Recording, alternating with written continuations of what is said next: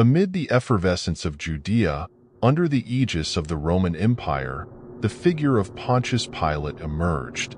Ruler of a land marked by dissension, his administration, extending for a decade under Emperor Tiberius, is invariably associated with controversy. Between the years 26 and 36, Pilate faced countless challenges, navigating a sea of tensions with the Jewish population.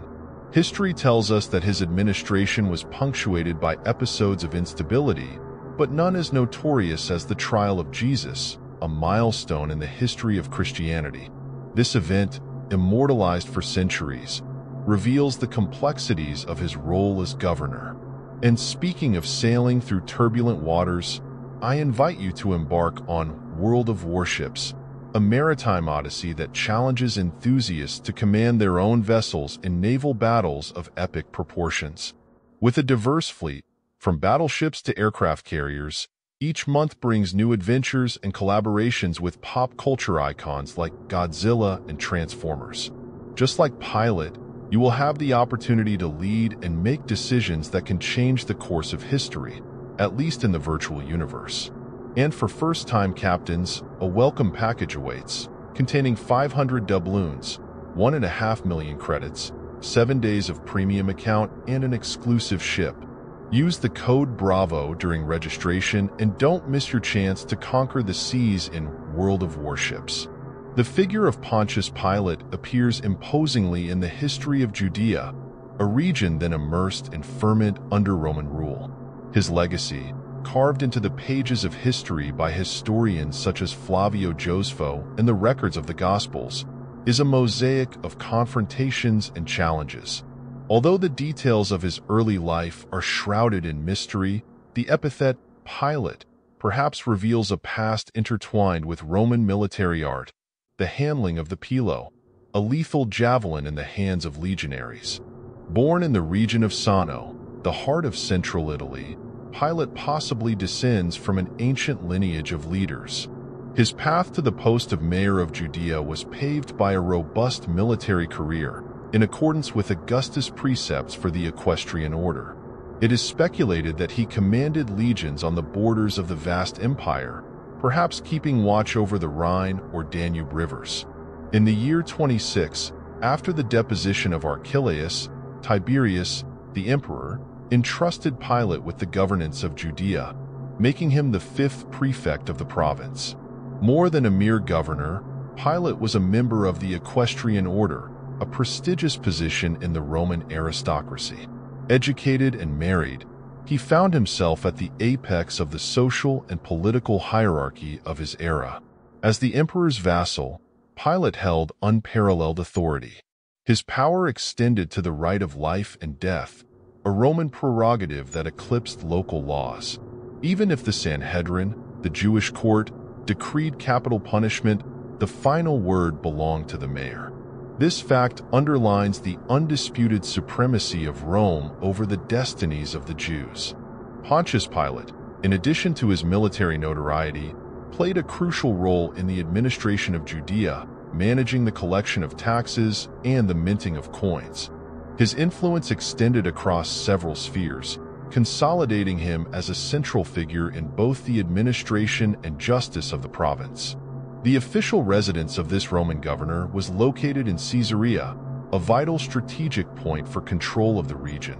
There, the main contingent of the Roman legions maintained their base, ensuring the order and sovereignty of Rome.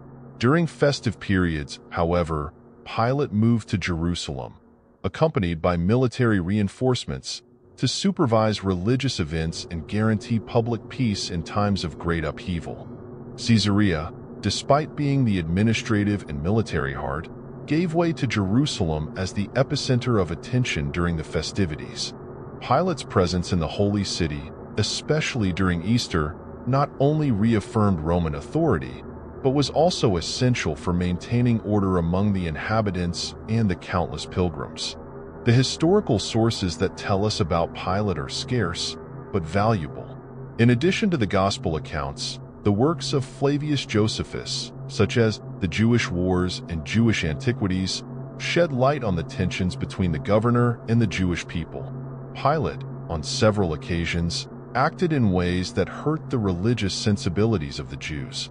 An example of this was when he ordered Roman soldiers to enter Jerusalem at night, carrying banners with the image of the emperor, an act considered a serious offense.